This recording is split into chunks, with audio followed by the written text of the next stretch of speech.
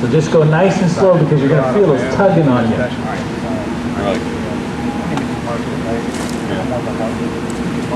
And it'll seal itself off.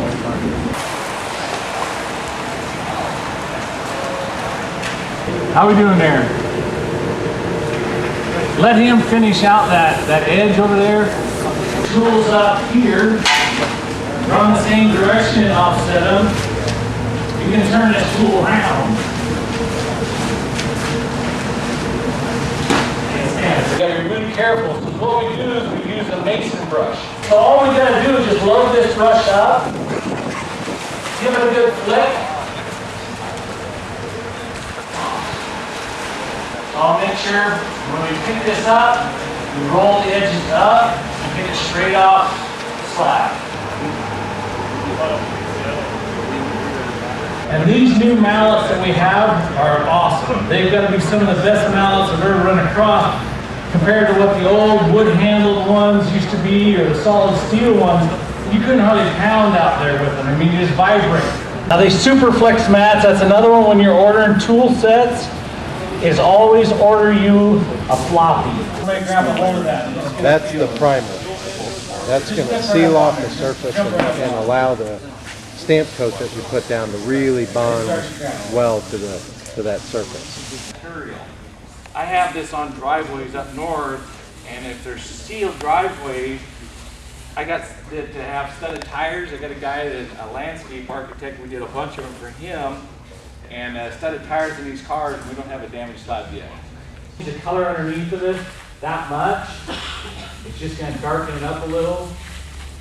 So what I'll do is I'll come over and scrub it on the surface. And then John, as this stuff starts to dry up a little bit, then John will re-agitate it, rework it into the surface of the slab. So you'll see even with a hose, we're taking off the majority of the release already.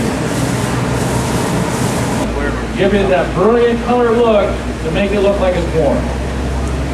All right, go ahead. And show you real quick and dirty how I just kind of camouflage this crack. Doesn't completely go away, but it's looks a whole lot better once we get this done. So that's pattern tape you're using there. This is just, yeah, this is 3/4 inch pattern tape. When I pull this off, I'm going to get it started, then I'm going to pull this thing straight down. Once I get my vinyl started, I'm going to pull it straight down. You see I'm always pressing down on that vinyl because that'll keep it stuck to the concrete.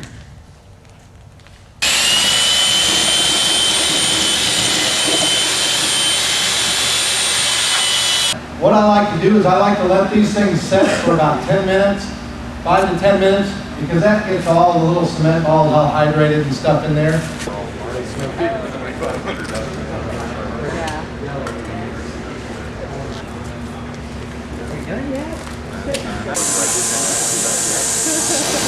Always doing that.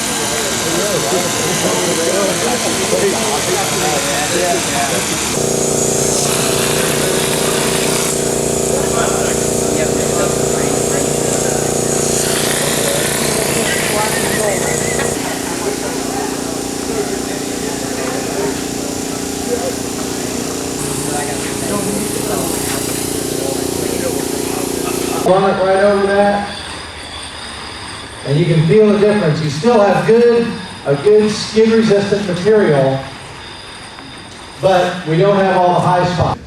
Bluestone acid stain is a true traditional hydrochloric acid stain. The alternative to that now is the Brickform E-stain. Okay, Brickform E-stain is a chemically reactive stain that is non-hydrochloric acid oriented. The next one that we'll talk about is artisan stain. This is a water-based stain. We've got sample kits of all these stains that you use them in some fashion before you head out to projects. Now they have nothing. This stuff you don't have to neutralize this. You don't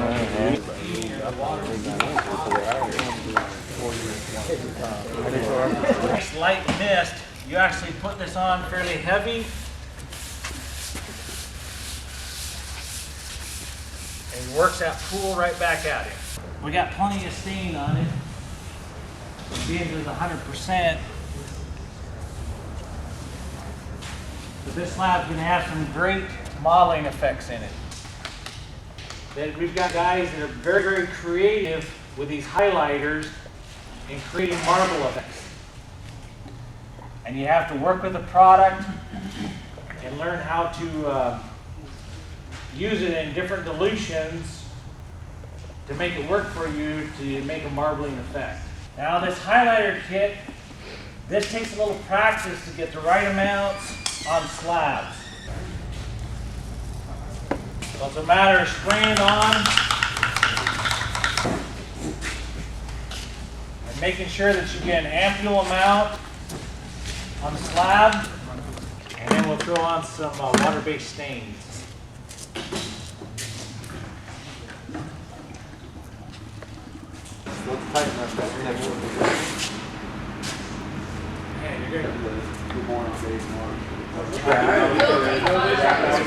There you go. Like that. See, If you go in and kind of wet the floors down using shop vacs, you can spray and neutralize your floors, get some water on there, spray a bunch of water on, take shop vacs, start scrubbing it off, cleaning it off, vacuuming up all that water.